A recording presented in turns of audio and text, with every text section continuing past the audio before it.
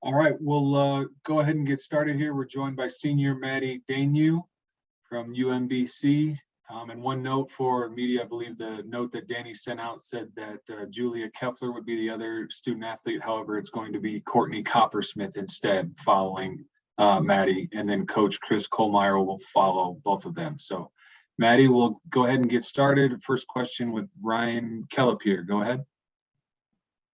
So Maddie, what was your reaction when you found out that you're going to be going to Arizona for regionals? Obviously, you're from Arizona, and I'm sure that's kind of a big deal for you. Yeah, so I mean, words can't even describe it. It was probably the best feeling I've ever to be able to start softball and to be able to have one of my last tournaments here is amazing. Like especially as a fifth year, thinking that my year was taken away and to be able to come back to an amazing opportunity to come back to Arizona. I mean, words can't even describe that feeling. It was amazing. Have you ever played at Hillenbrand Stadium? No, I have not. And what's kind of your plan this weekend as far as how many friends and family you're going to have here? So it's nice that I get to have some family and also some of my old coaches that came here and got me to this level. They're able to come watch. So I'm excited to see them. And I guess just one last question. What do you kind of just think about playing a team like Arizona? Obviously, historically, it's one of the top programs in the country. Yeah, I think it's a great opportunity, especially the girls are great. And, I think it's a great opportunity that we all get to be challenged a little more than what we're used to. Troy Hutchison, go ahead. For people that may not have seen your team play, how would you describe your guys' style of play? So typically, I would say we're more of a short game team. So I don't think a lot of people expect us to be hitting home runs and stuff, which I think we could take advantage of that because people don't really, they're like, oh, typically we're not like the huge team, but honestly, I think we have a lot of power and I think we definitely surprise people. So. And then when you look at the stat sheet, you see obviously Coppersmith CRA and how phenomenal she's been this season for you guys. Where have you seen her grow since the start of the year to now, and what makes her such a dynamic pitcher? Oh my gosh, she's definitely grown. I mean, I've known her since freshman year. So she's definitely grown not only as a player, but as a human. And it is great to be able to play behind her. And she has so much determination. And honestly, even as a fifth year, that's very inspirational to be able to, be behind her as a fielder. Damian Alameda, go ahead. How would you just describe the story of this past season for you guys? Well, I think the best story is that a lot of people undermine our team, even in our own conference. I mean, we've never been voted pre-polls to be first, and this is our second time winning conference. So I think it's cool that we can kind of show people the hard work that's actually, because even after COVID, we could have just taken a break, but instead we wanted to work harder and work up to make conference and win it again. So I think it's fine if people want to undermine us. I'm totally cool with that because I think we can prove them wrong. And what was it like for you just as growing up here in Arizona to make a name for yourself out in Baltimore of all places? I think it's definitely cool. I mean, it's cool to make have a new experience, definitely a new environment, new people. And, I've made a lot of great friends. I've had so many great opportunities in Baltimore, and to be able to come out here it's great because I have my life is huge part not only in Baltimore but also here. So to be able to come back, it's fantastic. Ryan Kellepier, go ahead. Yeah, what has the transition been like to Baltimore? I mean, you're from New River, which is a pretty small community. Yeah, so at least we're a little outside the city, but it's the cold weather. Definitely, there's no getting used to that. It really isn't. But honestly, it's a cool area, and what's different is that I like how small the school is compared to even my high school. The area is always everything was so big, so going to a smaller school definitely helped, and I think it's definitely a different transition, but I like it there. It seems like every senior that decided to come back for another season has a very unique story and the different factors that they had to consider. What was kind of what kind of things did you have to think about when you were deciding to come back to UMBC for another year? So, I mean, I've been playing softball for about 14 years, and all of us have been playing softball for so long just to come up to this level. And to even out of the 4 years, 1 year getting taken away, it's so upsetting because you work so hard and you give up so much just to come here and to play college. And I didn't want a year taken away. So I was like, nope, I really want that 5th year, no matter what it takes. What's your plan after graduation? So I'm actually going to be volunteer assistant for UMBC softball. And also, I'm going to stick around. So we'll see what else happens, but that's my plan so far. So it's like coaching. Do you see coaching in your future? Yeah, I mean, for now, yes, but I'm excited to come back because I really do love the program. We'll wrap it up with Troy Hutchison. So as you look at the Arizona lineup and Arizona's roster, what are the keys to, in your opinion, beating Arizona? What do you guys have to do? I think the key is, I mean, it's just like a lot of teams, it just depends. You can't really judge, every person's different each game.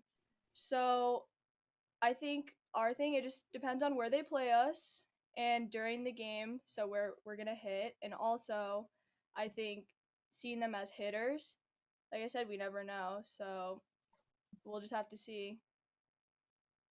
And then being from Arizona, I'm sure you're used to this Tucson or Arizona heat, and it's only 97 today. But seeing your teammates get off the plane and having to deal with that weather, what was that reaction like?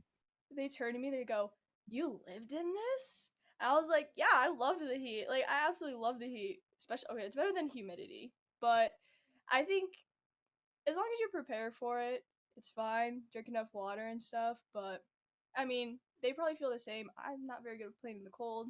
They're great at playing with the cold. So, I mean, it's all we've been grown up to learn. All right, Maddie, thank you for the time and good luck this weekend. All right, thank you. All right, Courtney, thank you for joining us today. Thank you. Go ahead and open it up for questions from the media. Troy Hutchison, go ahead. You're still on mute, Troy. Sorry about that. For people that haven't watched you pitch, how would you describe yourself as a pitcher? I would just describe myself as a pitcher as somebody that tries to find the batter's weaknesses as soon as possible and then going after that. And also, as you take a look at this Arizona lineup, it has power throughout the lineup. What are the keys to keeping them off balance? I mean, the key is keeping them off balance and not giving them something that they're expecting and trying to continue to work in, work out, work up, work down, and just not having them know what's coming. I mean, if they think something up's coming, throw something down. If they think something slow is coming, throw it fast. If they think it's fast, throw it slow. Type of that. Just the whole key is keeping them off balance as much as possible. Ryan Kellepier, go ahead. I read something about you that it described you as a hard throwing lefty. Would you say that's an accurate assessment? And if so, like what does your velocity normally sit at? I honestly have no idea. The last time I was clocked in was high school, other than when we played in Oklahoma. So I don't particularly look at the numbers. My pitching coach always looked at it as the pop of the glove as compared to the speed that you're throwing. So if you've got good pop on the glove, it's getting there in a quick amount of time, and they're not able to hit it, then you're throwing hard. But it's never been a numbers game. And how does your postseason experience help you? I understand you pitched a couple years ago in the tournament. Yeah, I mean, that was definitely a lot of a world shock for me in general, just coming in as a freshman and then going and playing number one Oklahoma against girls that I've like looked up to while I was playing high school ball, and then they're seniors as I'm a freshman. So that was definitely, it was a world shock for me, but it's now getting used to that, knowing that the strike zone's going to be tight, knowing that you're going up against bigger bats. Like you can't miss as much against people like Arizona, people like Oklahoma, all of the big names in softball. You can't miss for them or the ball's going to go over the fence. And we were just talking to Maddie, and it sounded like she really likes being your teammate. What was kind of your reaction when you found out that she was going to be back for another season? Oh, I was so excited. I mean, Maddie is the heart and soul of our team. I mean, a lot of people have said that, and it's honestly true. She's one of the things that gels us together. She keeps the defense in check. She keeps our offense getting started. I mean, she's the leadoff, and she's our shortstop. So without Maddie, I mean, yeah, you have everybody else, and we work together as a team very well as Ohana. But you got to have that heart to be able to have that Ohana and that family. And Eric Lopez, go ahead. For those that haven't watched you play, describe your game, because I know you do a little bit of everything. You don't just pitch, you can hit too a little bit too. Now, just describe your overall game. I just try to go out and give my all that day, my 100% for that day, whether I'm feeling crappy and my 100% is an 80%, or if I'm feeling good and it's 110% that I can give. It's just going out, trying to give it my all, and leaving it all on the field and having fun, because at the end of the day, I love the sport enough to come to college to play it, and if you're not having fun, then why are you here? Did you have a favorite player growing up in softball, or a favorite athlete you kind of looked up to? I mean, I feel like most pitchers have either looked up to Jenny Finch or Kaylani Ricketts. I mean, for me, Kaylani Ricketts and Monica Abbott, the lefties, big people for me. But I mean, when I was in high school, I mean, I watched all of the big schools, SEC with Kelly Barnhill. Then you have Jocelyn Alo, who I still continue to watch for Oklahoma. I mean, that's one of the newer ones. So I just look up to everybody. And I mean, wherever you can get some type of advice, just and looking at how they play the game and trying to go out and give it your all like they are, I mean, that's a win for me. Tell us how you ended up at UMBC. So I had a couple offers from like local schools in close by, but when I walked on campus, like I've said this before, but as a female, like most people know, like when you see your perfect wedding dress, then it's kind of like you know that it's the one, and that's kind of how I felt when I walked on campus. It was small enough that I would be able to have a relationship with my professors because academics is a really big thing for me. And then at the same time, not only being able to have that relationship with the professors, but relationship with the other students, but also still being big enough that we're able to come here and play Arizona and having lots of fun playing on the big level. Describe playing for Coach Kohlmeyer. I mean, he's a great guy. So when we came in, he was not the guy that recruited, I would say, probably half of our team. I came in and we found out, I think, a week and a half before we started school that he was going to be our coach. So nobody had really any expectations of what we were going to expect. I mean, we kind of stalked him a little bit and found out where he came from with like Wichita State and just try to find as much information as we could about him. And that definitely does not say anything about the type of person that he is, let alone the type of coach that he is. It doesn't matter how I mean how you are as a person shows, and how he is as a person shows, and he gives it his all. He stays for extra hours and takes care of our field, gives us all the reps that we want, and is always there. Whether you need something personally, I'll call him at 11 o'clock at night, wake him up, and he'll answer me. And he'll be like, "What's wrong?" I'm like, "I'm crying. Can you like talk to me?" And he's always going to be there, whether it's something about academics, something about personal life, or something about softball. So. All right, Ryan Calapier again.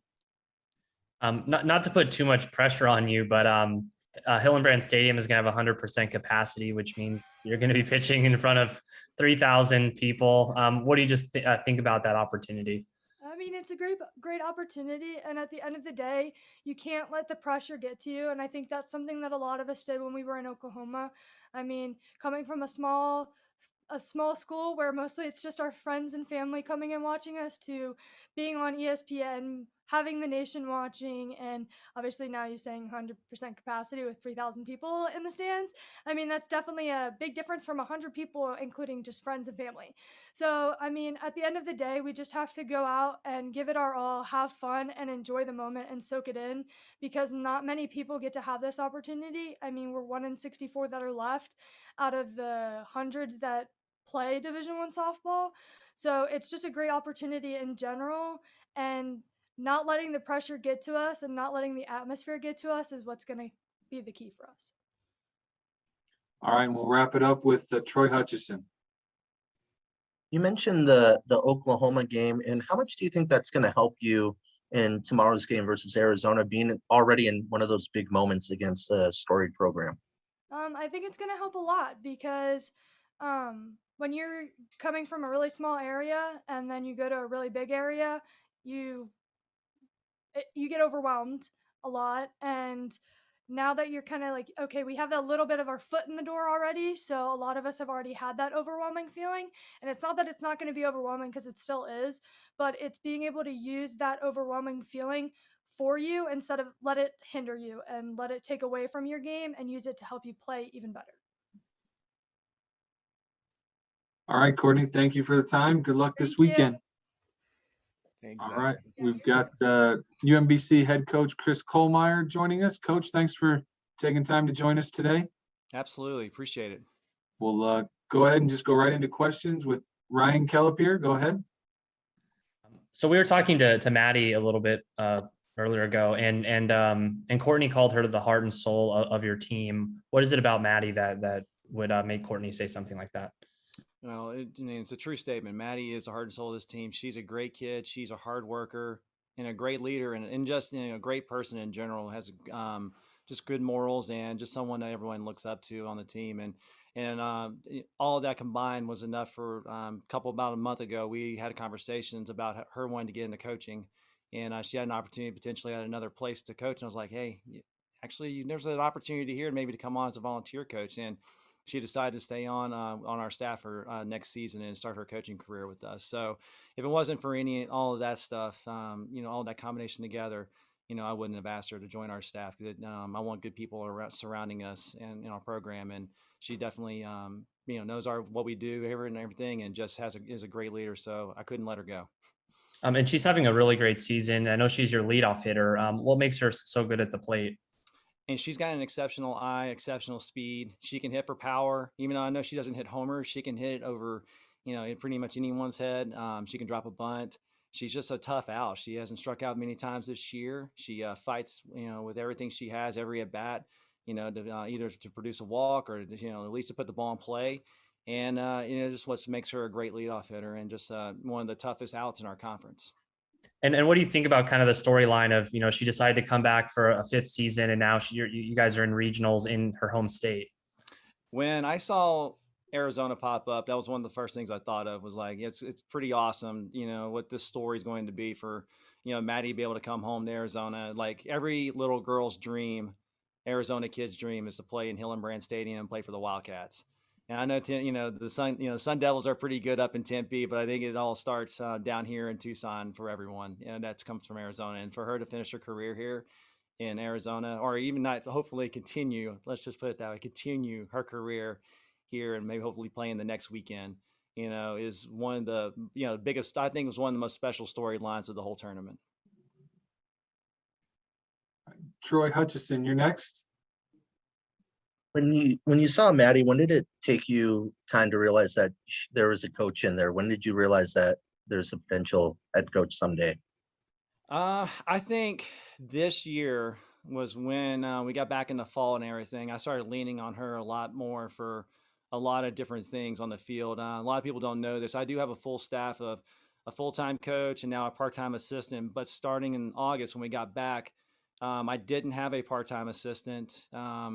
The person that was in that position actually decided to quit over the summer. Her and her husband had a great side gig going on, and it was actually, decided to take off with that. And my pitching coach, Carla Shepard, who could not be here with us this weekend, actually got pregnant during COVID, during the quarantine, and then she actually got injured and had surgery just here recently to fix that injury. So I was by myself all fall and the first part of January when we got back, and trying to run practice. So I was really leaning on Maddie and some of the other seniors to really help me out, with some of the logistics during the fall with practices and hitting reps or whatever. And just the leadership qualities I saw in her and her growth from her junior year into the, some of last year and everything, but especially going into this year, the growth I saw in her, I was like, there's a coach in there. There's a passion that, I knew that she had, but it's just grown, and it just, you can see it even more now. And it's when I was, when she told me that she was thinking about getting into coaching, it was a no-brainer thing for me to try to keep her on staff. And then looking at Coppersmith's ERA, she seems to be phenomenal this season. But what makes her such a good pitcher? How would you describe her style of pitching? Well, I think the thing about Courtney is that, and I tell this to a lot of people all the time, it's not just the talent, it's the work ethic. It's what she, it's what who she is. She wants to compete and win at everything in life, whether it's in school, whether it's like on the mound, whether it's taking, shagging balls in the outfield. She's diving for balls in the outfield. Sometimes I cringe and be like, Courtney, don't do that.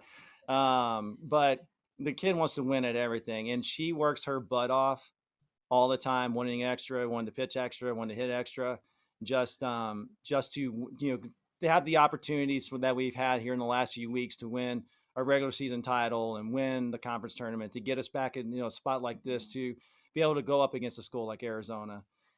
That's just who she is, and that's what makes her great. And I guess to describe her like as a style of her pitching, she's just a power pitcher. She's at one of the best rise balls in the nation. She's got a good change of speeds. And when she's on, she's just really tough to hit. She can go at you at all different levels. And she's on. She's just one of the best pitchers that, I would put her up toe-to-toe with anyone. Damian Alameda, go ahead. Chris, how is it that you have been able to transform in just 3 short years, 12-31 team to back-to-back America East champions? Well, when I first got here, and I always go back to our first team meeting we had in the locker room at UMBC, and I was looking at all this research when I was getting interviewed for the job and everything, and I just I kept looking at this roster, and I was like, there's some talent here. You can see I didn't have to see them personally. I could just see the box scores. They played a lot of close games with a lot of good teams, and I was like, man, there just seems like they're just so close. And I told them from the very beginning, it's like, guys, the biggest thing about us, we're going to, we got to gel together. We're going to build this program into a family, and we're going to have each other's backs. You're going to work your butt off. Okay. We're going to work hard. We're going to have to outwork everybody, but you guys are so close. You guys don't realize how close you are. And at first season in 2019, I think halfway through, we had some wins, we had some bad losses here and there, but we were competing, and they, some of the older kids like Maddie, Sierra Pierce, Julia Keffler, some of the seniors that were on the team and graduated, could tell there was a difference. There was a true bond. They were, seeing more, wins than they had, seeing the growth that the programs had, and they just kept believing. And I think that carried into our conference season, even though we were, got beat up a little bit here and there because they just didn't see what I could see in them just yet. I think the last part of the year, they finally started believing at 100%. And I think that's what carried us through in 2019. And, and I think that's one thing about this, I try to keep teaching them, and getting them to believe, is that I don't care if we're UMBC and I don't care if we're Arizona. We're a Division I team. We're a program that we're going to work our butts off. We're going to have each other's back. We're going to be a family, and we're going to go out there and just compete with anyone. And I don't care who it is.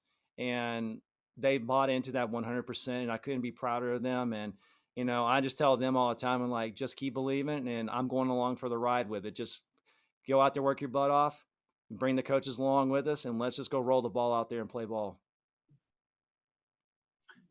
And we'll wrap it up with Troy Hutchison. Go ahead, Troy. So when we look at your guys' stats, the lawn bomb, you guys only had 15 this year. How would you describe your offensive style, and what do you guys need to do to put some runs on the board? Well, I think Maddie said it best earlier. We're more of a short game team. It doesn't necessarily mean that we bunt a lot or we try to do a lot of things like that. I mean, we do, but we try to be very aggressive on the bases. We try to make consistent hard contact and just try to move runners around the best we can. And, I think we, said the homers, we do hit a lot of triples. We hit a lot of, we hit more doubles. Try to, hit the ball the other way when we have a runner at third, or hit sac flies. We try to do everything we can to keep the defense on their heels, be aggressive, steal bases. And then, like, somebody asked me the other day, like, are you going to be scared to run against U of A? I'm like, no. I mean, they still got to throw us out. They got to still, Maddie or Julie or whoever's on first base. So I'm going to give them the steal sign if the situation calls for it and the right count's there. you know, I'm going to tell them to go. And if they throw us out, they throw us out. They sail into the right center, they sail in the center. That's just who we are as an offense and as a team. And we're going to scrap and claw and do everything we can to put runs on the board. All right, Coach, it looks like that's it. We appreciate your time and good luck this weekend. All right. Thanks, guys. Appreciate it.